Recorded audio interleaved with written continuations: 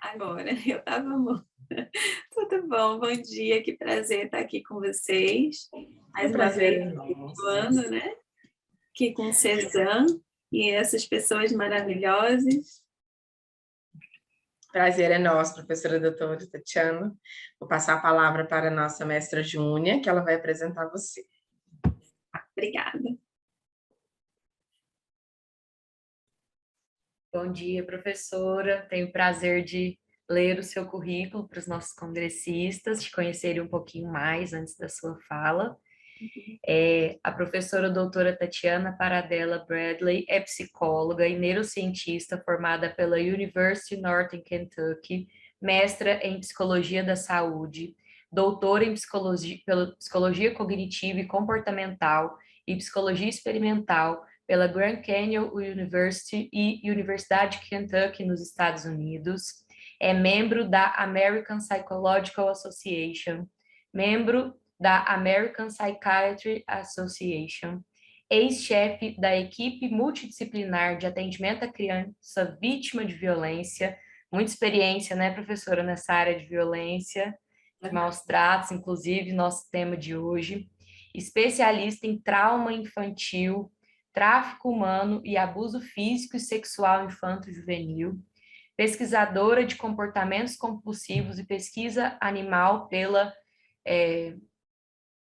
Universidade de Kentucky, Northern Kentucky, professora adjunta no Departamento de Psicologia da Universidade Northern Kentucky e atualmente trabalhando no projeto Covid-19, teste e vacinas nas escolas com o Centers for Disease Control and Prevention norte-americano. Então, um currículo bastante vasto, bastante amplo aí nessa área, da qual ela vai falar para nós hoje. Professora, um prazer te receber novamente para engrandecer nosso evento. Seja bem-vinda, tome seu espaço. Muito obrigada por estarem me recebendo aqui mais uma vez. Eu fiquei até cansada com esse currículo. Eu deveria ter colocado uma coisa menor. Imagina, mas é até bom porque aí a gente sabe que tem muita coisa boa vindo pela frente. Muita coisa. É um prazer. Mais uma vez, eu vou ter que começar. Como que eu faço aqui? Eu divido, né, a tela? Compartilho a tela, Fernanda?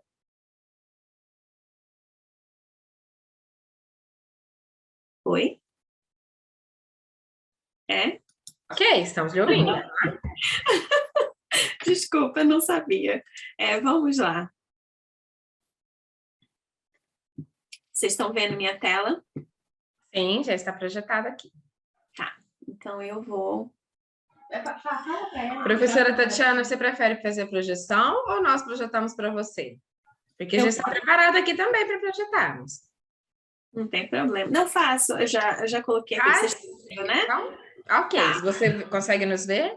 Sim, consigo. Então, não tá consigo bom. ver todo Então, tá mundo, bom. mas eu tô vendo a maioria, tem bastante gente, né? Então, gente, a minha fala hoje, bom dia a todos que estão aqui. Eu nem sei quantas pessoas estão aqui hoje, 95.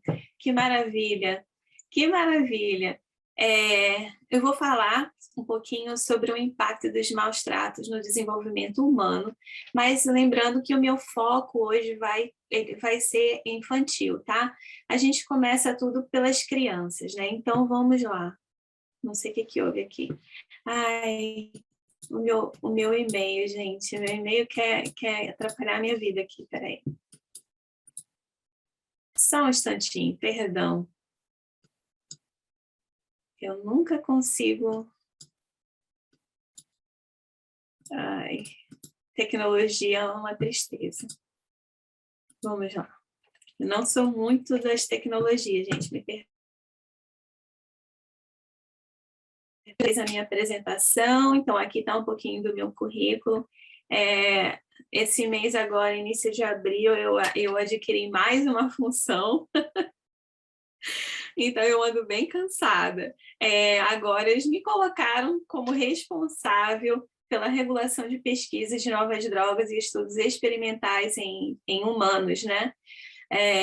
Então, a agência regulatória é o FDA, que é o Food and Drug Administration, aqui nos Estados Unidos.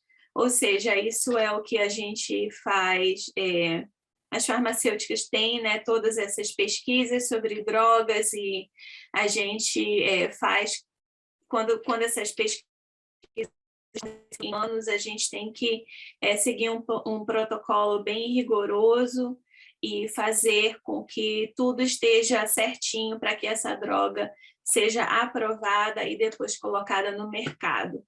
Então, agora eu estou participando disso daí. Vamos lá. Eu coloquei um pouquinho aqui, gente, do cenário no Brasil, tá? O cenário da violência contra meninos e meninas no Brasil, ele ficou bem agravado com a pandemia. A gente sabe que o aumento de casos de maus tratos, negligência, abuso, foi significante, né? Foi bem significativo. Então, eu consegui uns dados de 2020, de umas pesquisas de alguns órgãos governamentais, e eles disseram que nós tivemos 64 mil denúncias de violência física psíquica contra criança e adolescente no Brasil. Em 2020, a gente não tem ainda os dados de 2021. E isso daí foi através do Disque 100, né, que a gente sabe que é o número que todo mundo liga para fazer essas denúncias, e também que 7 denúncias são recebidas a cada hora. Gente, 7 denúncias recebidas a cada hora, mas a gente não sabe quantas crianças estão sendo abusadas a cada hora. Não são só 7, são muito mais do que isso. Então, os números foram divulgados pelo balanço de março, Ministério da Mulher, Família e Direitos Humanos, mas a gente sabe que, pela minha experiência aqui também, as pesquisas dizem que a violência, na maioria, ela acontece dentro de casa. 70% dos maus tratos acontecem na residência da vítima e do suspeito. Esses dados são do Brasil, tá? Eu vou colocar para vocês algumas estatísticas agora dos Estados Unidos. 88% dos maus tratos acontecem na residência da vítima. E o suspeito, né, no caso, geralmente são os pais. 63,2% dos casos são cometidos pelos pais e mães no Brasil. Aqui nos Estados Unidos a estatística é bem maior, tá? 91% são cometidos pelos pais. As meninas sofrem mais com os maus tratos do que os meninos. As meninas com 56,2% e os meninos 40,5%. Aqui também a estatística é bem maior. As crianças e os adolescentes são vítimas de violência física e psicológica, que a gente sabe que isso é o que acontece, né, nessas situações. Então, eu só queria dar uma introdução para vocês sobre o que a gente vai falar. A gente vai falar sobre algumas coisas que são fortes, os temas são um pouco fortes, então, se por algum motivo vocês se sentirem incomodados, saiam, dê uma caminhadinha, depois voltem, respira. Se você achar que o tema é muito forte para você, eu não quero que ninguém fique se sentindo mal por causa disso, mas a gente tem que trazer informações. Vamos lá. O que são os maus tratos, gente? A Organização Mundial de Saúde, ela define como abuso, maus tratos, às crianças, todas as formas de lesão física ou psicológica, abuso sexual, negligência ou tratamento negligente, exploração comercial ou outro tipo de exploração, resultando em danos potenciais para a saúde da criança, para a sua sobrevivência, desenvolvimento ou dignidade no contexto de uma relação de responsabilidade, confiança ou poder. É importante que a gente tenha essa definição sobre o que diz a lei, sobre o que diz a OMS, sobre o que são maus tratos. Agora vamos entrar no nosso tema. É importante que a gente saiba que quando esses casos de violência eles estão acontecendo dentro da casa das crianças, muitas vezes eles acontecem na primeira infância, que é a fase mais importante que a criança onde a criança está desenvolvendo, né, todas as funções que ela necessita para se formar, para crescer saudável. Então, a exposição ao trauma infantil, ela pode afetar o desenvolvimento do cérebro dessa criança. A gente sabe que nós temos 500 trilhões de neurônios e conexões sinápticas acontecendo no nosso cérebro na fase adulta. Então, essas conexões, elas estão se formando durante a infância, quando a criança está crescendo. Quando a criança está entre 0 e 6 anos de idade, é a fase mais importante da vida delas, onde essa formação está acontecendo. Elas estão formando 100 milhões, mais ou menos, de conexões sinápticas no cérebro por dia, tá, gente? Então, a gente está moldando, né? O cérebro está se desenvolvendo, aquela criança está aprendendo coisas, os órgãozinhos dela estão ficando maduros, então ela está passando por muitas transformações nessa fase.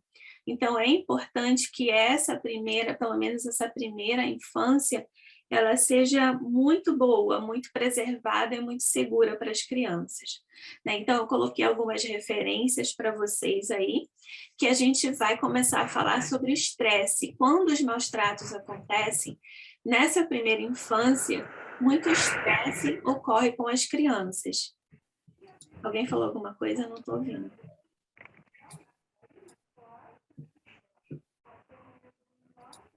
Foi só um áudio ligado aqui erroneamente. Ah, Pode ok. continuar. Então, a gente vai começar a falar sobre estresse, a gente vai falar sobre estresse tóxico agora, nesse momento, tá? Eu só queria que vocês prestassem atenção nessas estruturas que eu coloquei aí, que a gente vai falar sobre o hipocampo, o córtex pré-frontal, a amígdala, e a gente vai falar também sobre uma outra estrutura, né? Então, essas são muito importantes no desenvolvimento da criança. Eu vou começar dando só uma introdução para vocês, porque eu tenho que falar dessas estruturas, que para vocês poderem entender o que está acontecendo dentro da cabecinha da criança. Se a gente não sabe o que está acontecendo lá dentro, a gente não vai entender por que o comportamento da criança é da forma que ele está, como ele se apresenta. A gente não vai conseguir entender isso se a gente não souber o que está dentro da cabecinha, tá? Então, eu prometo que vai ser rápido, não vai ser muito... eu sei que tem pessoas de vários diferentes backgrounds aqui, diferentes profissões, e às vezes podem achar que não vai entender o que eu estou falando, mas você vai entender. É só para saber mesmo o que está acontecendo e onde está acontecendo. Então, aqui está o nosso cérebro, tá? Então, lembra que eu falei, córtex pré-frontal é aqui na frente. O córtex pré-frontal, ele é a última estrutura do cérebro a se formar. A gente diz e considera que ele está completamente formado aos 21 anos de idade. Agora, veja, a criança de 0 até 18 anos de idade, quando a gente tem a idade considerada adulta, ela está passando por várias transformações, ela está experimentando várias coisas, né, durante essa fase da vida dela, e inclusive álcool, bebida, muitos desses adolescentes, eles começam a se interessar por outras coisas, né, começam a experimentar. O fumo também.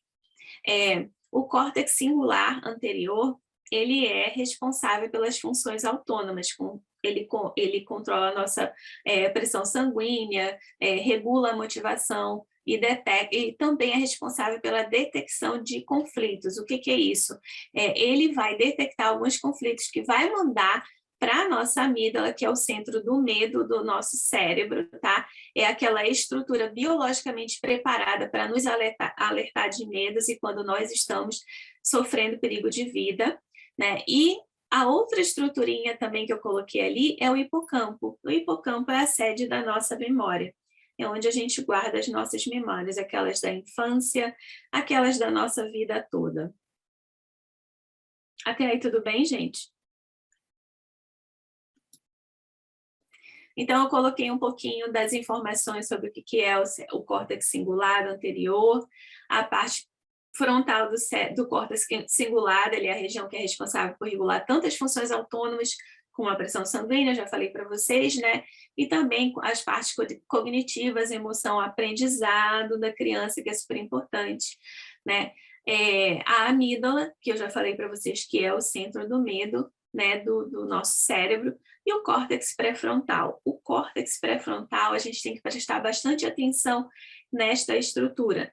Ele é o responsável por controlar as nossas funções executivas, né? Também por diferenciar os nossos pensamentos conflitantes, consequências futuras de atividades correntes, trabalho. Ele trabalha em relação a uma meta definitiva, ele é aquele que vai mandar a informação de volta da amígdala dizendo que não, isso não é perigo, eu reconheço essa situação, eu não preciso agir para me defender, eu não preciso fugir, não preciso correr, lutar, fazer nada disso. A situação está controlada, tá? Então, isso é muito importante. Alguns pontos a serem considerados aqui. O córtex pré-frontal, ou o centro do pensamento, ele regula o sistema de resposta ao nosso estresse, no caso das crianças também, né? Fazendo com que as coisas pareçam menos assustadoras do que elas são. Então, fora do estresse, ele ajuda também a regular as nossas emoções e a memória, bem como um pensamento sensorial que nos permite usar efetivamente nosso corpo em certos eventos, como aprendizado e resolução de problemas. O trauma faz com que esse córtex pré-frontal ele fique subativado. Por que ele fica subativado? Porque lembra que eu falei para vocês que ele ainda está em desenvolvimento? Ele ainda está em desenvolvimento. Então, com o estresse, o nosso corpo fica inundado de hormônios do estresse. Um dos mais importantes que a gente vai focar agora é o cortisol.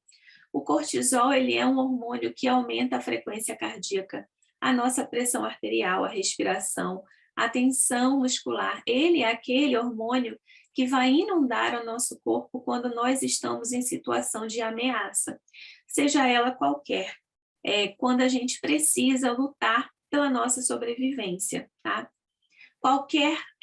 Em qualquer momento da sua vida que você passe por uma situação de estresse, o nosso corpo, a amígdala, ela é biologicamente preparada para se defender. O corpo quer sobreviver. Nós temos um instinto de sobrevivência animal, exatamente animal, igual aos animais que são irracionais. A gente também tem esse instinto de sobrevivência, tá? A amígdala é que vai mandar essa informação para a gente. Qualquer momento que você esteja em dificuldade, ela vai mandar informação dizendo que você está em perigo. O córtex pré-frontal vai pegar aquela informação e vai analisar aquela informação e dizer, não, foi só um susto. Não, eu conheço essa pessoa. Não estou em perigo. Tá? Agora, quando esse córtex pré-frontal não consegue se desenvolver, a nossa amiga amígdala, do outro lado, não recebe as informações que ela necessita para ficar controlada, equilibrada. E aí as reações acontecem. Deixa eu ver se eu consigo colocar isso daqui para vocês. Dendrites. Espera aí. Vou voltar aqui, gente. Perdão. Eu esqueci de...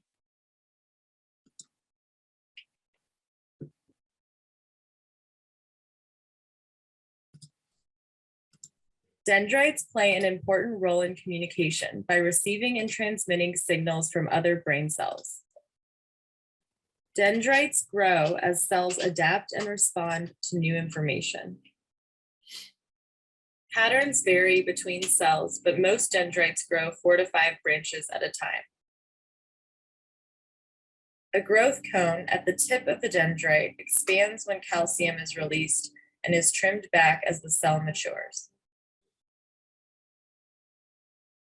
Once spines have grown on the newly formed dendrite, axons from neighboring cells branch and synapse with the spines. Growth of dendrites occurs across the lifespan, but tends to decrease with age. Não consegui colocar em português, gente, mas isso daí é para vocês verem o que está acontecendo dentro do nosso cérebro quando a gente fala de conexões sinápticas, tá? Então, isso é o normal, aquelas conexões estão acontecendo a todo segundo dentro do nosso cérebro e no cérebro dessas crianças, tá? Então, quando o cortisol acontece no nosso corpo, o estresse acontece no nosso corpo, aquilo vai interferir diretamente com aquelas conexões que vocês acabaram de ver, tá? Então, alguma dessas conexões se quebram e elas vão se reconectar, né? Então, no finalzinho, a conexão sináptica, ela é feita de proteína, tá? Então, o nosso corpo inteiro, o nosso DNA inteiro, ele é feito de proteína. Então, quando essas conexões se quebram, as proteínas, elas vão se religar. E, às vezes, quando elas se reconectam de uma forma errada. E aí a gente começa a ver problemas de comportamento e problemas no desenvolvimento das crianças. E nós, porque no final, né, na fase adulta, a gente vai chegar na fase adulta, as crianças vão chegar na fase adulta, e isso daí vai fazer muito sentido. Então, o que é o estresse tóxico? Nada mais é do que o estresse onde o nosso corpo fica bombardeado de cortisol o tempo todo, constantemente, né? Então, eu coloquei aqui para vocês, todos nós já passamos por qualquer tipo de estresse.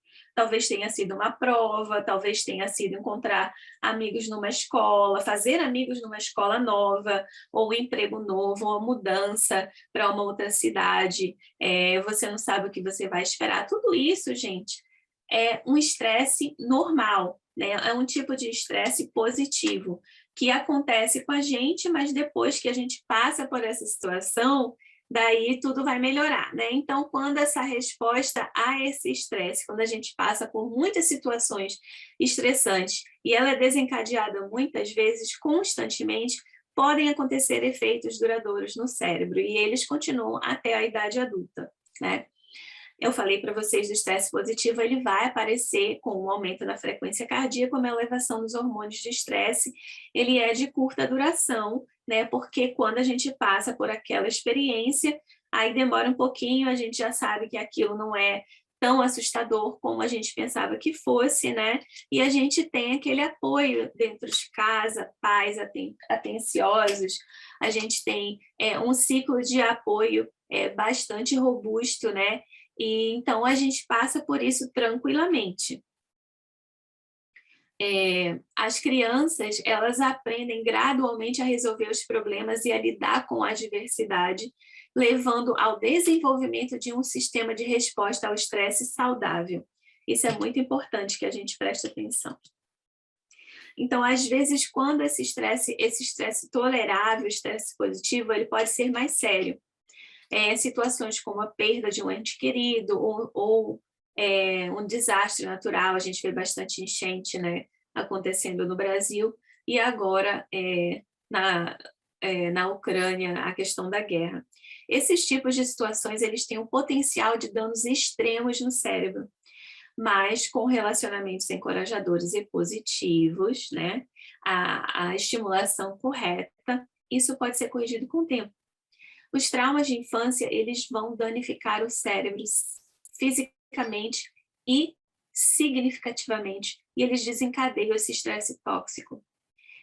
Porque essa parte, esse estresse, esse trauma e estresse tóxico forte, ele é frequente e prolongado durante essa vida dessas crianças, né?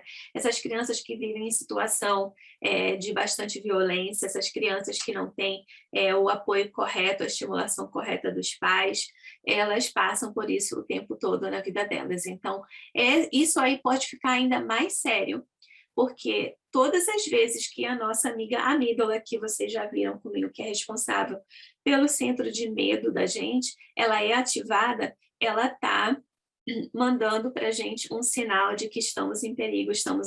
Então, como qualquer parte do nosso corpo, ou qualquer, eu vou fazer uma analogia até um pouco grosseira, mas imagina um interruptor de luz que você fica ligando o tempo todo, você liga, desliga, liga, desliga, liga, desliga. Com o uso desse interruptor, ele vai quebrar, ele vai ficar defeituoso, né? Então, é a mesma coisa com a amígdala. Você vai ficar usando ela o tempo todo, ela vai ficar defeituosa com o tempo, tá? Então, quando você realmente tiver em perigo, às vezes ela pode não responder, ou quando você estiver em perigo, o seu córtex pré-frontal, que não vai estar desenvolvido, ele vai congelar e não vai responder.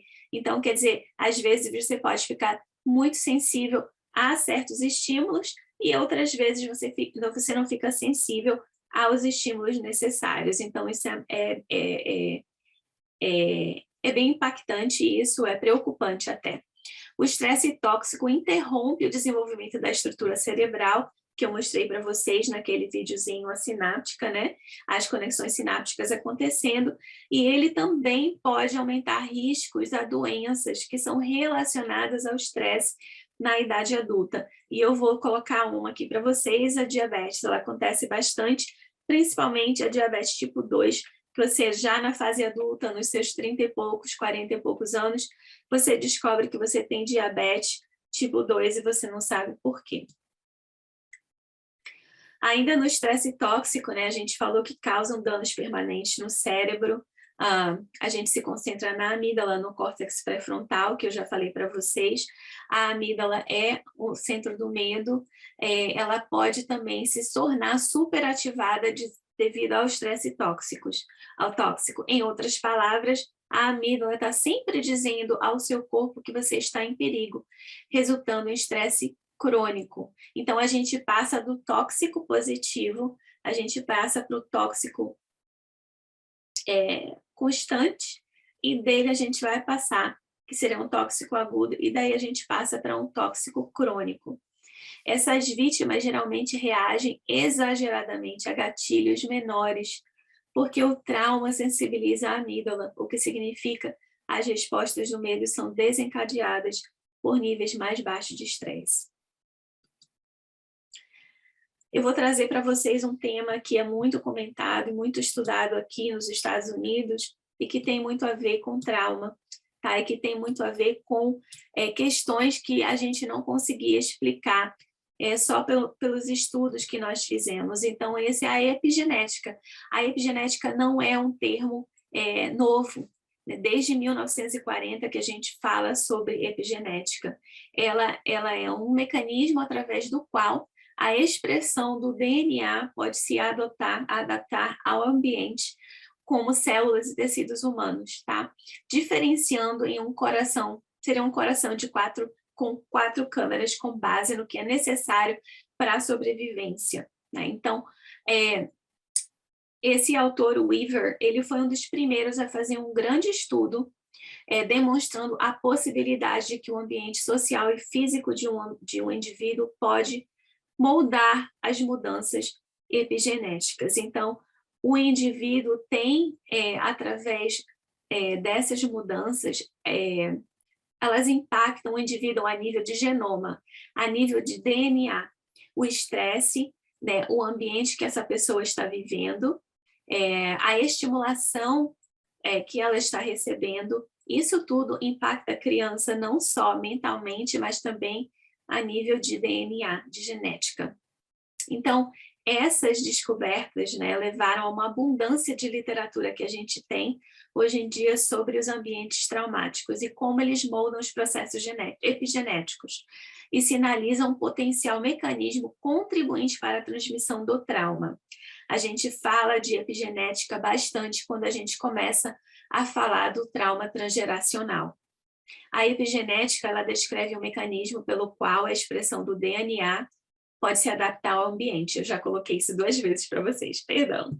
Então, vamos lá. Os maus tratos na família, na infância, eles trazem à tona um fator de risco para o desenvolvimento de transtornos de abuso de substância, que eles estão associados a anormalidades funcionais e estruturais no cérebro adulto. Então, quando essa criança está crescendo e a gente vê que ela está sofrendo alterações a nível cerebral, na amígdala, no córtex pré-frontal, no hipocampo, no singular anterior, a gente tá percebendo que essa criança está crescendo sem as estruturas ou sem a estimulação que ela precisa para se sentir saudável. Com isso, os problemas vão acontecendo, eles vão se tornando adolescentes, os adolescentes vão experimentando. Os adolescentes gostam de experimentar por natureza, eles são curiosos. E aí, no momento que eles estão sentindo aquela dor ou estão frustrados com algum problema dentro de casa, os coleguinhas de fora vão começar a oferecer certas coisas e o adolescente, por curiosidade, por falta de informação, ou entendimento, ou da estimulação correta, ele vai experimentar. É normal da criança fazer isso. E aí acontece a questão das drogas e a dependência das drogas, né? Vai começar pequeno, começa com álcool, começa com cigarro, do cigarro ele já vai passar para maconha, e aí já vai gostando, e o cérebro dele que está recebendo aquele sistema de recompensa rápida, né? Porque é como ele receberia, para ele receber aquilo naturalmente, demoraria bastante, ele está recebendo rapidamente essa recompensa, ele está gostando, ele está memorizando e ele está ficando dependente àquilo. Então, ele quer sentir aquele prazer novamente, aí ele vai atrás da droga. E isso acontece bem nessa fase da adolescência. Aqui nos Estados Unidos, uma realidade que eu tenho visto bastante é crianças a partir do 6º ano, 11 anos de idade para cima, começando a experimentar drogas. A gente não está falando de drogas, mas a maconha não é mais nem considerada uma coisa tão preocupante. É preocupante, mas não tão preocupante. As crianças aqui estão experimentando heroína e metanfetamina, tá? Aos 11 anos de idade. E as pílulas, né? LSD, enfim, outras também. Então, isso é uma coisa que a gente tem visto bastante aqui. Essa exposição ao trauma, ela é bem conhecida por aumentar o risco a uma série de transtornos psiquiátricos na idade adulta. E, embora muitos que tiveram exposição ao trauma na infância sejam bastante resistentes, a gente vai falar sobre resiliência. O estudo atual, que a gente fala que é o estudo dos ACEs, né, ele é focado na história das experiências adversas e traumáticas na infância.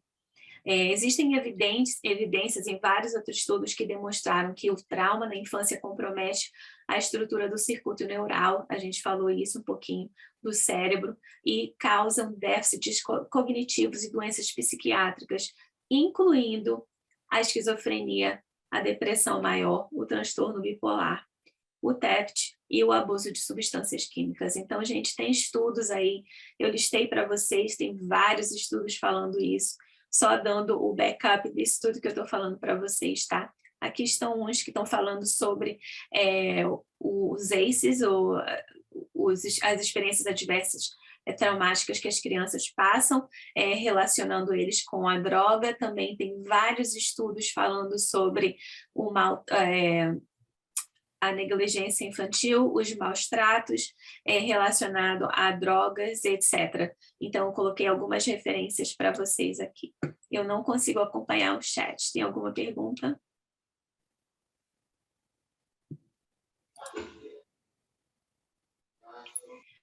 O trauma e o estresse tóxico, a gente vai falar um pouquinho. Esse trauma na infância pode causar muitos problemas psicológicos, a gente já falou nisso.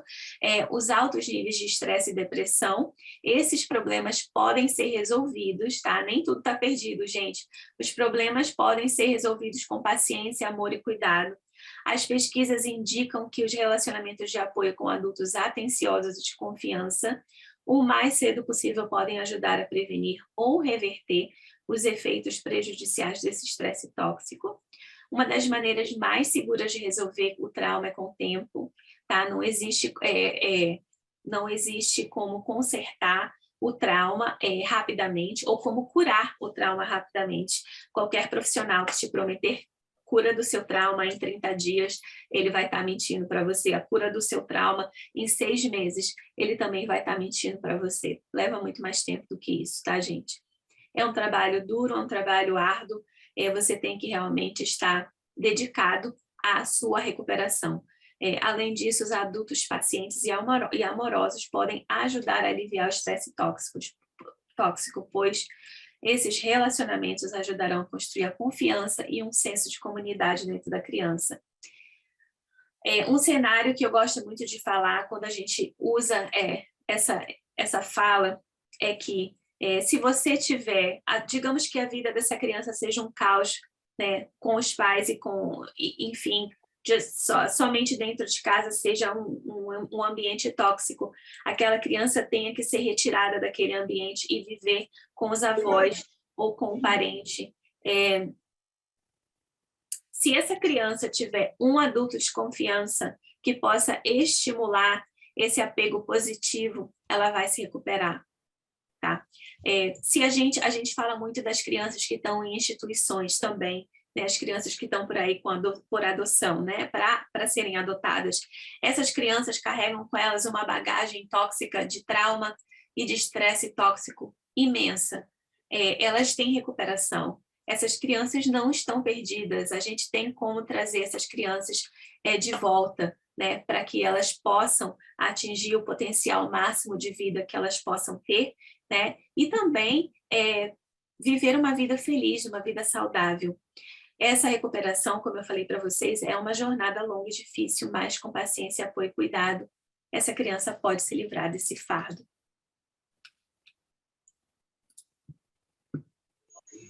Professora? Pois não. Vai abrir um momento para a gente tirar dúvidas ou não? A senhora vai transcorrer? A gente pode já se pronunciar ou não? Pode se pronunciar. Agora, eu acho que por interesse do tempo, vocês vão ter aí bastante tempo para fazer perguntas. Eu vou correr, vocês podem colocando a pergunta no chat, o que vocês tiverem, e aí a gente volta, a Fernanda vai me perguntando, e aí eu vou voltando nos slides, só para eu não perder aqui a minha linha de pensamento. Ao final também, Michele, nós abrimos um espaço para conversar com a professora Tatiana. Nós precisamos agora que ela prossiga, senão a gente não consegue ir até o final, tá bom? Obrigada. Obrigada, Tatiana. Tudo bem, obrigada. Então, os impactos, eu listei só alguns aqui para vocês, assim, o que a gente mais vê, né? Durante a infância, a primeira infância, essas crianças, elas vão ter dificuldades em formar vínculo com os cuidadores, elas experimentam medo excessivo de estranhos, elas têm ansiedade de separação, elas têm problemas para comer ou para dormir, elas são exigentes demais, elas mostram regressão depois de atingir um marco do desenvolvimento. Um exemplo ela dorme a noite toda, ou ir ao banheiro, ela regressa. Ela pode dormir a noite toda, ela esquece de ir ao banheiro, entendeu? Ela não levanta para usar o banheiro, aí ela faz xixi na cama. Então, são pequenas regressõezinhas no desenvolvimento dela, toda vez que ela atinge um marco. Essa criança tem medo de crescer, então ela fica tentando regredir qualquer passo que ela puder para poder adiar, né, esse crescimento. As crianças na idade escolar, elas se envolvem com comportamentos agressivos, eles ficam isolados também às vezes, né? Ficam muito nos jogos, no videogame, se isolam dentro do quarto, fixam-se na segurança deles, né? Ficam com muito medo de tudo e de todos, ou na segurança dos outros. Tem medo da mãe sair, do pai sair, porque tem medo de perder os pais. Eles reencenam o evento traumático muitas vezes, e às vezes até através do jogo. Hoje em dia, a gente tem uma terapia que chama Play Therapy, que é onde as crianças, muitas vezes, quando você está no espaço lúdico e fazendo aquela terapia lúdica, a criança vai mostrar, através da brincadeira, o tipo de trauma, o que foi que aconteceu com ela. Essas crianças têm pesadelos frequentes e demonstram muita dificuldade de concentração na escola. É aí que a gente vê a escola contactando os psicólogos, os pais, né, para dizer que tem um problema com essa criança não está aprendendo, essa criança não consegue reter, a criança já começam até a diagnosticar a criança é hiperativa, a criança tem o TOD, a criança é disléxica, ou qualquer que seja problema de desenvolvimento de aprendizagem que a escola achar que aquela criança tem. Muitas das vezes não é isso, muitas das vezes a gente tem que olhar qual é o ambiente social que essa criança está vindo, qual é a bagagem traumática que essa criança está trazendo, com ela para o ambiente escolar. Então, a gente tem que estar com os nossos olhos bem abertos para poder saber quando realmente é um problema nesse âmbito ou quando realmente é um problema do neurodesenvolvimento. Na adolescência, né, os adolescentes vão mostrar ansiedade, depressão, eles vão sempre se envolver com comportamentos de risco. Pois não? O uso de drogas, álcool, direção perigosa, eles começam a dirigir, promiscuidade sexual, sexo desprotegido, automutilação, enfim, tem várias situações que a gente vê, quem é psicólogo e atende, né, na clínica, vê bastante essas coisas que são trazidas com os seus pacientes, essa demanda, né, essas queixas vem bastante. Eles sempre adotam uma visão negativa das pessoas e da sociedade. Em alguns casos, eles têm pensamentos persistentes sobre suicídio, ou então uma busca da vingança, tá? Na fase adulta, a gente vê que essas crianças que sofreram todo esse trauma, esse estresse tóxico, etc., e tiveram uma adolescência também muito complicada, na fase adulta da vida delas, vão trazer problemas de saúde. A gente falou da diabetes tipo 2, mas tem outros também, problemas cardiovasculares, problemas do sistema imunológico, problemas no sistema endócrino, ganho de peso, enfim, várias situações que vão aparecer na fase adulta e que a gente não sabe que realmente a raiz desse problema está lá na infância, está em todas as experiências que aquela criança acumulou no decorrer da vida dela. Uma coisa muito importante é que essas pessoas vão ter muita dificuldade em formação de relacionamentos. A desregulação emocional. A desregulação emocional, ela é uma consequência, ela é um fator de risco, ela é considerada um fator de risco de transdiagnóstico para uma ampla gama de morbidade psiquiátrica. A gente vai ver isso bastante em crianças, né, adolescentes, a gente vai ver até mesmo em adultos, né, esses adultos mais novos, 20 e poucos anos, estão começando essa fase adulta, saindo daquela adolescência, indo para a fase adulta, a gente vê bastante essas situações, muita morbidade psiquiátrica, a gente vê muita depressão, ansiedade, a gente vê bipolarismo, a gente vê também, enfim, várias situações. Como que chama?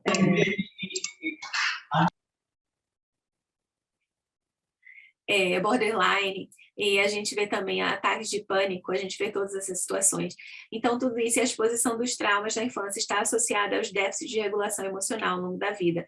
Então, semelhante à função executiva, a regulação emocional é mais impactada por traumas que ocorrem precocemente e com frequência, né? É o estresse tóxico que a gente fala que é constante. Esses déficits associados, eles são diversos, eles apresentam como viés de atenção para os estímulos negativos ou ameaçadores, né? Essas dificuldades em conhecer a emoção por si mesmo ou nos outros, a dificuldade de modular ou reavaliar efetivamente o sofrimento. Essas crianças não sabem o que está acontecendo com elas, então é bem complicado quando elas começam a descobrir os efeitos de tudo isso, aquilo que elas passaram. Outra coisa que acontece bastante é a dissociação, a gente vê muito nas crianças. Ela é um estado de consciência alterada, ou envolvimento com a própria experiência interna ou externa. A dissociação, muitas vezes, é uma forma de proteção que essas crianças usam quando elas sofrem maus tratos, principalmente e particularmente o abuso sexual. Tá? Como o medo de evitar quase totalmente os pensamentos que elas estão sentindo, as emoções, sensações, né? Que são associadas a essas memórias traumáticas. Muitas vezes essas crianças, elas enterram na memória delas, elas querem esquecer aquilo que está acontecendo com elas ou aquilo que aconteceu. Então, elas se dissociam. E aí, mais para frente, a gente começa a ver que, eu não lembro nada do que aconteceu na minha infância, quando ela está em terapia, ou ela começa a descobrir, ou começa a sentir coisas que ela não sentia antes, não consegue lembrar como que aquilo aconteceu. Então, os indivíduos com histórias de trauma na infância, frequentemente, eles relatam dissociação despersonalizada. Eles se sentem desconectados de seu próprio corpo. Isso acontece com qualquer situação traumática, não só no abuso sexual, tá, gente? Às vezes a gente fala assim, foi horrível, eu fiquei assistindo a tudo aquilo, não conseguia me mexer, era como se eu estivesse fora do meu corpo e vendo. aquilo acontecer, aquela situação, qualquer ela que seja. A gente escuta muito isso de crianças, muito no depoimento desses pacientes, né? Então, dadas essas descobertas de todas essas pesquisas e relatos de pacientes, não é surpreendente que essa dissociação tenha sido associada a deficiências na interocepção e consciência de estados somáticos. Acontece que muitas pessoas começam a sentir dores ou problemas em lugares onde não existe explicação médica, né? É psicossomática a dor, ou a doença, ou o que seja. E tudo isso ocorre devido ao trauma. Ainda em psicopatologia, né, a gente fala dessas interrupções do processamento das ameaças, que são um mecanismo-chave do neurodesenvolvimento subjacente e associações entre o trauma infantil e o início da psicopatologia. Aquelas conexões sinápticas que a gente falou no início, quando elas estão se reconectando, né, devido ao estresse tóxico, devido ao cortisol, devido a aquela amígdala ter sido acionada muitas vezes, durante muito tempo, todos os dias, etc. Essas crianças, no momento daquela reconexão da sinapse, ela vai reconectar de uma forma errada, e aí a gente começa a ver o início de uma psicopatologia pós-trauma infantil. A gente começa realmente a ver crianças com doenças, com transtornos psiquiátricos nesse momento, tá? Chega bastante no consultório. A psicopatologia na infância e adolescência e idade adulta, ela frequentemente tem base no apego traumático precoce. E isso pode se apresentar na forma de queixa crônica de saúde, aumento do comportamento de busca de ajuda, atenção, essa pessoa vai estar o tempo todo indo para o médico, procurando ajuda, dizendo que ela está sentindo isso, que ela está sentindo aquilo. É uma dor emocional crônica, e ela transforma isso em dor física também, sem patologia orgânica. Então, a dor crônica, doença psicossomática aguda e crônica, distúrbios de personalidade, doenças psiquiátricas, a gente vê bastante, distúrbios de ansiedade, depressão, comportamento, de automutilação, e aí o suicídio. Esses efeitos negativos do abuso são maiores nas crianças em famílias nas quais há altos níveis de estresse, e se a criança também vive numa família que tem um histórico de algum tipo de psicopatologia, tem algum tipo de doença ou transtorno mental já com os pais, aquela criança não recebe a estimulação social necessária que ela precisa, ela não vive num ambiente onde ela é estimulada, o ambiente social dela é pobre de estímulo, e aí essa criança vai acordar genes que estão adormecidos, e ela começa a desenvolver também transtornos psiquiátricos. Os relatórios demonstram que o impacto negativo de variáveis socioculturais e familiares nos efeitos do abuso físico infantil. Existem vários, a presença da violência comunitária pode também ser um fator que influencia. Esses fatores, como o alto funcionamento intelectual, presença de uma figura parental, de apoio, tem uma influência protetora, mitigando os efeitos dos abusos, né, ou da influência dos efeitos também, do abuso infantil físico. Com isso, o que eu quero dizer com essa psicopatologia, com isso tudo, gente, é que nada mais é do que eu já falei para vocês no início. Na fase adulta, a gente vai olhar para trás e a gente vai reconhecer algumas situações que estamos, ou algumas doenças ou transtornos psiquiátricos que temos, ou até doenças físicas sem ter resposta. Então, a gente tem que olhar um pouco para a nossa infância. Nem tudo está perdido, a gente fala sobre tipos de apego. Aqui, os apegos que a gente tem que estimular dentro de casa, né? Existem 4 tipos de apego, que é o seguro, ambivalente, evitativo e desorganizado. O apego seguro é sempre o melhor, onde a criança desenvolve boas relações pessoais, boa autoestima, busca de apoio social. O ambivalente, ela desconfia de estranhos, existe a aproximação dos demais, e tem rupturas frequentes de relacionamentos ou de amizades, qualquer relacionamento que seja. Aquela criança está sempre se isolando, ela arruma um amiguinho, daqui a pouco ela está sozinha de novo, não brinca mais com aquele amiguinho. O evitativo, ele tem pouca emoção nas relações românticas, é aquela pessoa que não é muito empática, ela não consegue dividir aquilo que ela está sentindo com as pessoas, compartilhar pensamentos e sentimentos, e também ela tem muito problema na intimidade dela, não consegue ficar muito íntima com ninguém, seja íntima mais próxima ou íntima sexualmente, ela não consegue. Desorganizado é aquela criança que tem aquele apego desorganizado, é aquela que tem dificuldade para formar relações e afetos significativos, dificuldade de ver as demais pessoas sem distorções significativas, todo mundo tem problemas. Ela acha que todo mundo é errado, todo mundo ninguém presta para ela, né? Todo mundo tem um problema que ela vai o tempo todo estar trazendo à tona, né? E tem condutas contraditórias também. Essa criança vai se envolver em várias situações que são conflitantes, seja com a lei, seja com os pais, enfim, seja na escola. A criança começa a se comportar com alguns tipos de comportamento que ela tem furto de pequenas coisas, a criança vai mentir, essa criança vai utilizar de situações para se beneficiar, são condutas contraditórias que ela vai ter. E sobre o apego, a nossa literatura sobre esse tema tem destacado que o apego seguro com o cuidador pode ser considerado um fator de proteção. Esse é o fator de proteção, começa dentro da casa da gente, começa com a educação que a gente dá para as nossas crianças, a estrutura que a gente dá para elas. Não precisa você ser rico, não precisa ser pobre, rico, etc. Contanto que você dê aquela estrutura de atenção, de amor, de carinho, de confiança, que aquela criança saiba que no momento que ela estiver em perigo, que ela pode contar com aquele adulto, que ela vai chegar em casa, que ela não vai ser espancada, que ela vai chegar em casa, que ela vai ter um pai e uma mãe que amam, mesmo que estejam passando dificuldades, sejam financeiras, emocionais, etc.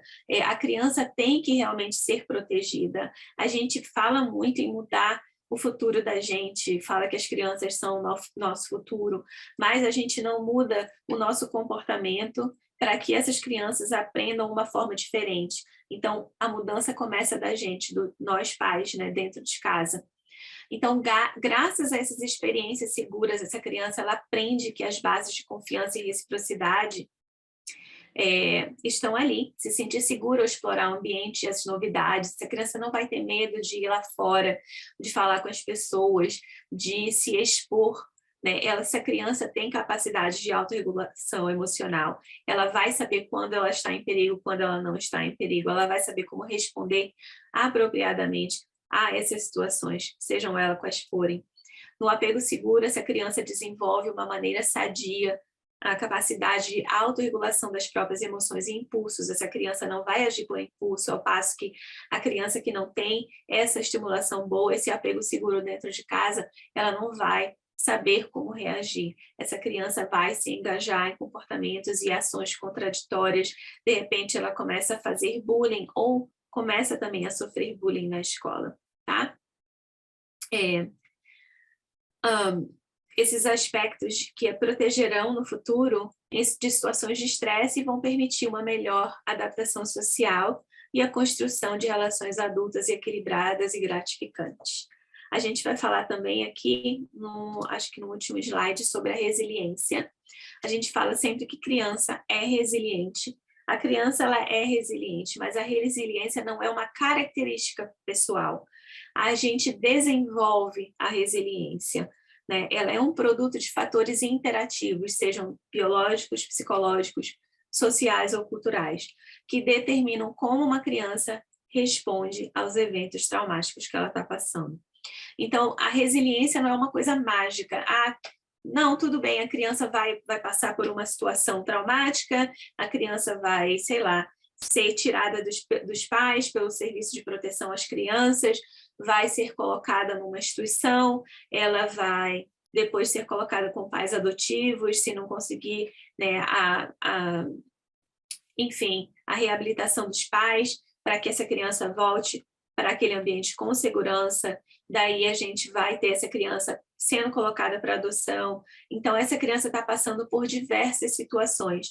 Então, não é que ela vai se adaptar a todas essas situações, ela vai ter que desenvolver a adaptação. Essa adaptação chama-se resiliência. Ela vai ter que desenvolver a resiliência dela com a estimulação correta, o apoio de profissionais, né, com amor, com as estruturas todas que a cerquem para que ela consiga ter uma chance de evoluir e de se desenvolver saudavelmente. Eu coloquei umas referências aqui para vocês. E aqui está o meu contato. E com isso eu vou abrir para as perguntas.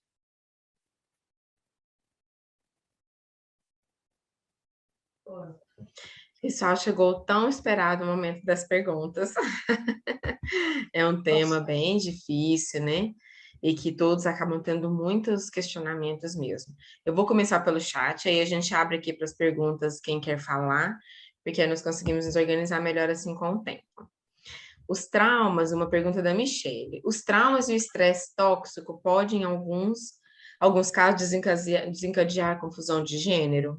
Você vê isso, professora Tatiana? Olha, de verdade, pode, mas eu acredito que não tenha muito a ver com o trauma, mas tem a ver com a estimulação que essas crianças estão recebendo dentro de casa.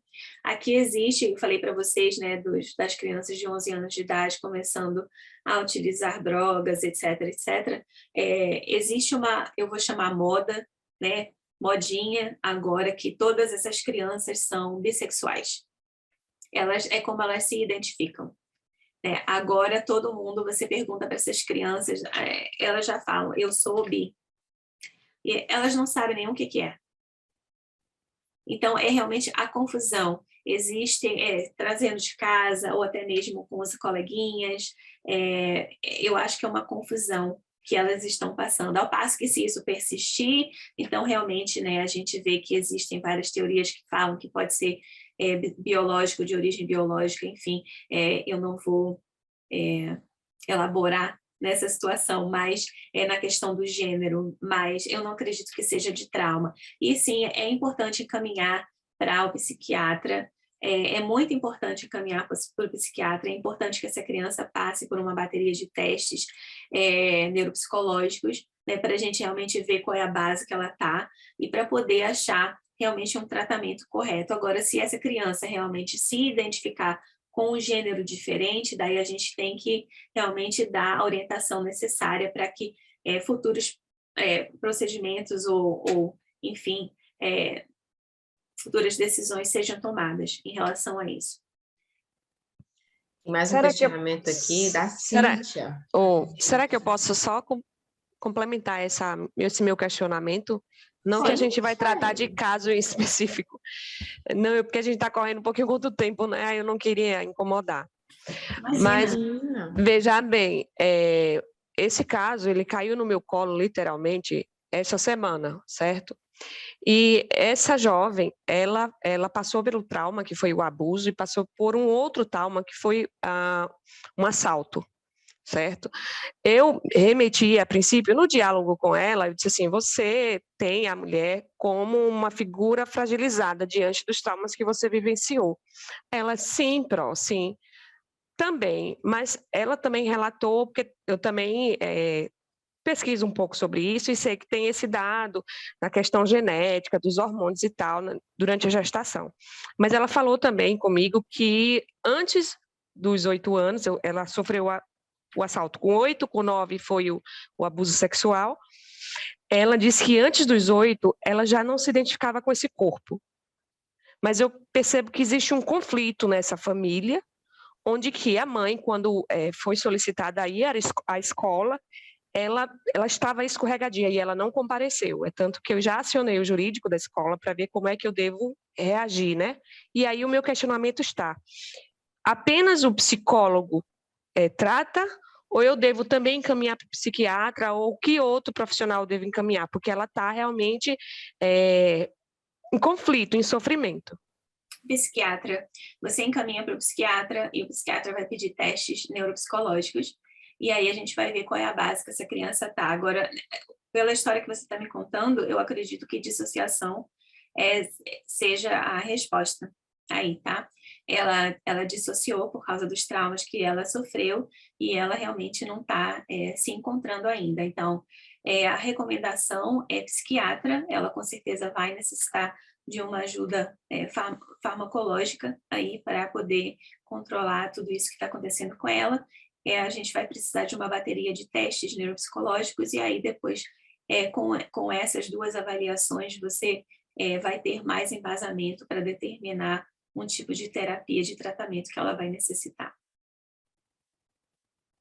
Ok, É obrigada. tudo tão delicado, né, professora Tatiana, que a gente tem que tratar o caso a caso, né? E às vezes, assim, com o recorte que você traz, Michele, a gente consegue pensar em hipóteses, né, Tatiana? Mas é tudo muito delicado quando a gente vai falar de um caso clínico, né? Ó, nós temos outro questionamento aqui da Cíntia, que ela pede que você comente um pouco mais sobre a relação do trauma com a diabetes tipo 2. Tá. O cortisol, ele produz bastante açúcar. Açúcar é energia, tá? Dentro do corpo da gente. Então, quando a gente tem uma produção muito grande de açúcar dentro do corpo da gente, causa também inflamação, né? Então, as glândulas que produzem, no caso, a insulina, né, elas vão começar a não funcionar, porque elas vão ficar inflamadas. Tá? Então, elas não vão funcionar como deveriam e podem até parar de funcionar, produzir aquilo que a gente necessita, o corpo humano necessita para a autossustentação. Daí, com o decorrer do tempo, né, a gente vai desenvolver uma diabetes tipo 2. Responde a sua pergunta. Cíntia, se você quiser comentar, pode comentar. Sim, respondeu, obrigada. De nada. A Stephanie pergunta se você já estudou algum caso de transtorno dissociativo de identidade relacionado à experiência traumática na infância. Vários. A gente vê isso o tempo todo. Durante meus 4 anos trabalhando com o governo e a gente resgatando essas crianças que sofreram abuso, né?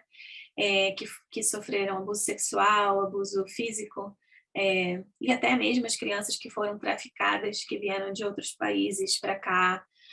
Geralmente a gente tem muita criança do México, mas tem de outros lugares também, Guatemala, enfim. Essas crianças são exploradas sexualmente, são vendidas. Essas crianças são marcadas, que nem a gente marca gado com aquele ferro, como que chama, Fernanda, o nome daquilo? São ferradas mesmo, né? Que nem a gente marca gado, essas crianças têm aquela marca queimada na pele delas com as iniciais do dono dessa criança. Essa criança é vendida, usada, abusada várias vezes, múltiplas vezes, durante o dia. Essa criança atende vários clientes, a criança perde realmente a infância dela, já era. Ela tem que crescer rapidamente, instantaneamente, para poder sobreviver. Então, uma forma que elas conseguem passar por tudo isso é se dissociar. Tá? Elas não são elas, é outra pessoa. Aquilo é só o corpo delas, a essência delas é a alma, não é elas. Então, elas conseguem, de uma certa forma, separar a mente e o corpo está sendo usado, a mente está separada. Consegui responder, Stephanie?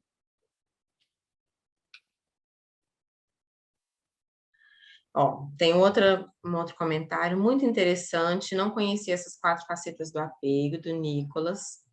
A Luciana comenta, maravilhosa apresentação. A Graciele, ótima explanação. A Rafaela, se na infância você não conseguiu desenvolver a resiliência, na vida adulta é possível permanecer com alguns traumas resistentes, vividos lá na infância? Com certeza. A maioria de nós, a gente vive com traumas que trazemos da infância e a gente nem sabia, porque com certeza é importante, quando a gente fala, quando eu falei da epigenética para vocês, existem vários estudos que eles começaram desde a época do Holocausto, né? Quando essas vítimas de Holocausto, elas constituíram família e a gente via que estavam aparecendo situações na prole, no caso, na terceira geração, que essa terceira geração nunca tinha sofrido, mas que a primeira geração havia sofrido. Então, que aquele trauma foi transferido através dos genes. A gente não entende ainda muito sobre o que é isso, mas existem vários estudos comprovando isso. E existe uma pesquisadora, a doutora Rachel Yehuda, ela é referência nesse tipo de pesquisa. Existem até pesquisas sobre vítimas de holocausto que estão no Brasil, que foi feita por uma brasileira também. Então, a gente carrega com a gente coisas que a gente nem sabe que aconteceram na infância, a gente não percebeu, porque a gente vê aquele ambiente que estamos sendo criados, educados, que nós vivemos como normal. A gente não sabe a diferença, porque nossos pais não sabem a diferença, não sabiam a diferença, eles estão dando para a gente aquilo que eles tiveram, ou às vezes até na cabeça deles, tentando mudar um pouco para melhor, às vezes não consegue, mas eu costumo dizer que esses pais são pós-traumáticos. Os nossos pais são pós-traumáticos, eles tiveram o próprio trauma deles, e eles estão nos educando, nos criando com a melhor forma que eles sabem, que é possível. Eles não... Há uns 40 anos atrás, ou vamos falar, há uns 100 anos atrás, não se falava em trauma. Há 100 anos atrás, ninguém sabia o que era trauma. A gente tinha várias possibilidades que poderiam ser teorias, etc. A gente falava em histerismo, a gente falava em psicose, a gente falava em outras coisas, mas não trauma. Né? Então, o trauma ainda é uma coisa bastante nova. E é possível permanecer com alguns traumas e resistências? Sim, é possível. A gente tem que trabalhar esses traumas e resistências na nossa terapia. A gente tem que procurar fazer autocuidado sempre, fazer meditação, atividade física, comer comidas saudáveis, procurar cuidado médico necessário. Né? Se você acha que só a terapia e esses outros recursos não estão ajudando, procura um psiquiatra, gente. Psiquiatra é bom para todo mundo, não é só para maluco, não, tá? E a gente tem que quebrar esse estigma de que só maluco que procura psiquiatra, não. Psiquiatra é maravilhoso, todo mundo deveria ver um psiquiatra para poder receber, né, uma recomendação de remédio, se você necessitar, se ele achar que você necessita, porque lembra, o psiquiatra é médico, ele vai te olhar como um todo, vai pedir exames, vai ver como é que está o seu corpo, e aí se ele achar que convém prescrever alguma coisa para você, para te ajudar a viver melhor, aí sim ele vai fazer, mas a terapia é essencial na vida de qualquer pessoa. Tão importante, né, Tatiana, a gente ter essa conversa sobre psicólogo, psiquiatra, não é somente para quem está doido, como eles falam, né, doido, não sei que tem algum transtorno mental mais grave, não é somente para essas pessoas que estão já agravadas, mas para todos que em algum momento experimentam alguma dificuldade, né, tão importante verdade. isso. Eu vejo, assim, uma resistência de pais muito grande quando a gente fala que psicólogo, eu vou mandar a recomendação para um psiquiatra. Não, meu filho não é doido, meu filho não vai, não, o que é isso? Não, minha senhora, vamos acabar por aqui. Eu vejo muita gente falando isso ainda, mas não é. Gente, não é bem assim, né? Psiquiatra é médico. Não vamos contribuindo aí para acabar com esses estigmas. Tem um questionamento aqui da Graciele, que acho que é mais um comentário. Graciele, vou comentar aqui junto com a doutora Tatiana. Como trabalhar essa questão da identidade de gênero em uma sociedade que tem apresentado constantes mudanças de valores? Tão delicado tudo isso, né? E a gente tem que se ater mesmo aos nossos próprios tabus, né? Ao respeito, ao cuidado, a ensinar nossas crianças o cuidado e o respeito. Ontem nós tivemos a palestra do professor Henrique, e aí estará gravada sobre isso. Não sei se você teve a oportunidade de assistir também, mas é sobre este assunto. Então, como o congresso está gravado, eu convido você a assistir também para que você possa aprofundar nessa temática. Mas há para você falar, professora Tatiana. Eu acho que é só a gente não ser, não julgar as pessoas, né? Aceitar, acolher essas pessoas, porque muitas das vezes tudo que elas recebem por aí é negatividade, né? É gente julgando porque elas escolhem ser diferente, o diferente ainda nos preocupa porque a gente tem medo do diferente. A verdade é essa, a gente tem medo daquilo que a gente não sabe o que é. Então, é importante que a gente seja acolhedor, que a gente não julgue, que a gente receba com carinho. E o mais importante de tudo é que a gente sempre ofereça um ouvido para essa pessoa, porque na maioria das vezes o que eles querem é desabafar, é falar com alguém. Marisa, você gostaria de questionar? Ter uma conversa com a professora Tatiana? Pode falar. Sim, professora, nessa linha da epigenética, existem pesquisas específicas relacionando o uso de álcool e outras drogas pelos pais e filhos com déficit cognitivo? Sim, existem.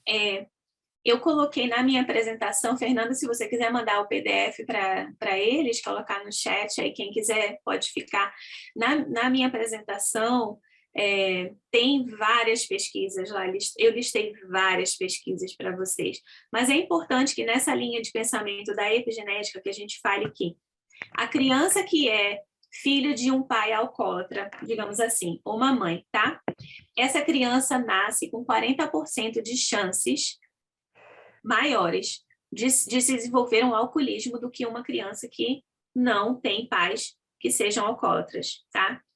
Isso não quer dizer que essa criança vá ser um alcoólatra. Existe uma potencialidade, ela pode não ser, tá? Existem várias pesquisas na epigenética também nesse sentido. E também a gente fala bastante sobre o trauma transgeracional, né? Na epigenética tem muita relação com o trauma transgeracional, mas também a gente vê essa questão de álcool, de abuso de substâncias. Vou falar da minha área de trauma, a gente vê isso como comorbidade.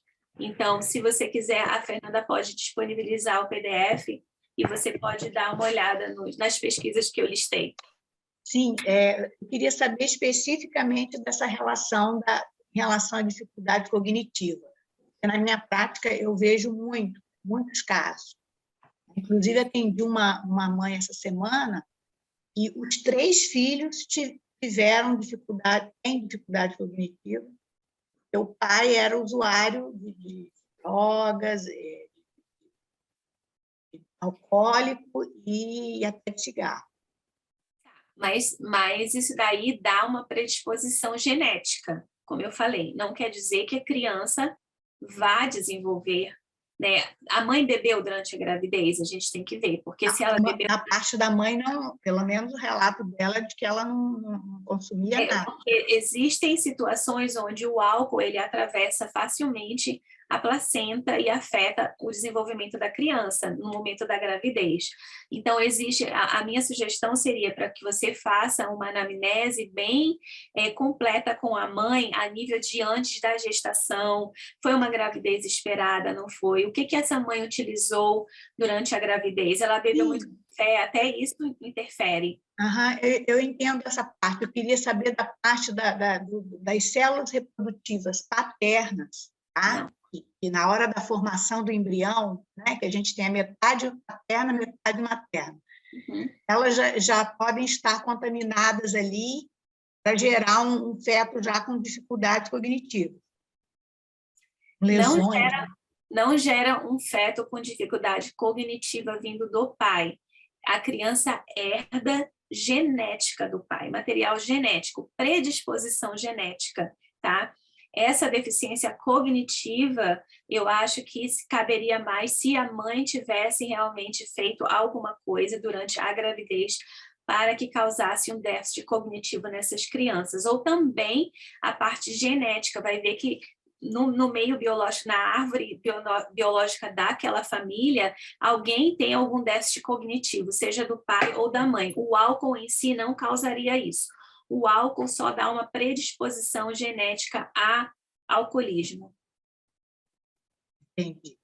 É mais complexo, então. Obrigada. É muito complexo, né, Marisa? E assim, gente, a professora Tatiana, a gente fica tentando aproveitar o máximo dela, um pouquinho que ela vem estar conosco, mas acho que ela trabalha também com supervisão clínica, não trabalha, professora Tatiana? Trabalho Então, também. quem quiser buscá-la para supervisão dos casos, podem buscá-la, deixaremos contatos dela aqui. E no site também nós encontramos, né? Tem um ícone lá que dá acesso direto à professora Tatiana. Tá bom, Ana Gelma? Você gostaria também de fazer um questionamento, né?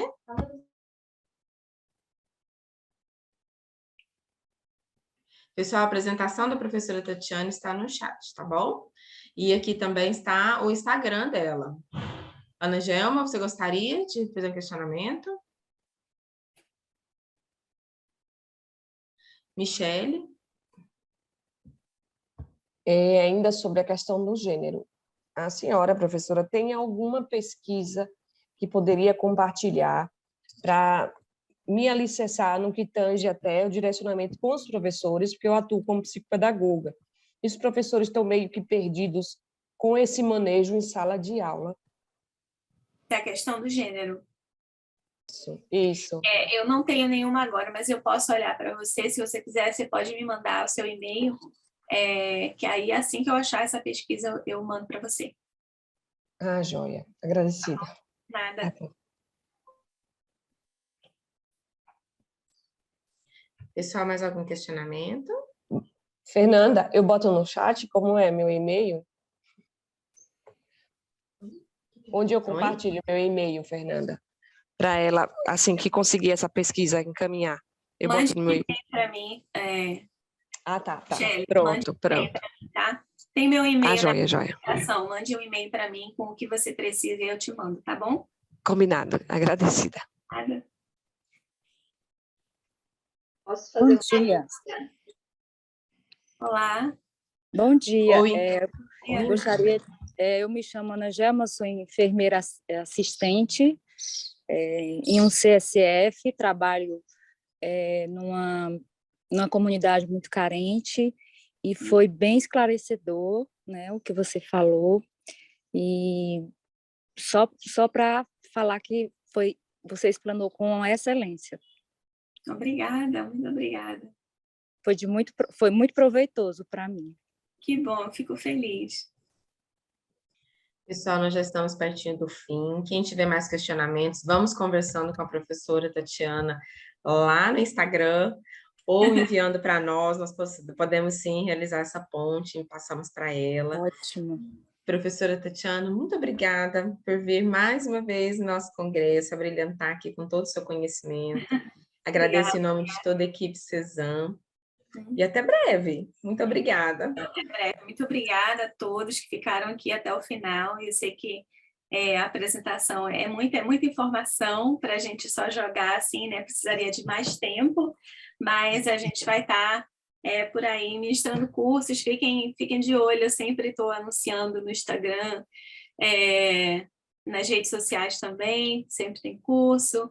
Meus contatos, se vocês precisarem de alguma coisa, está lá na apresentação.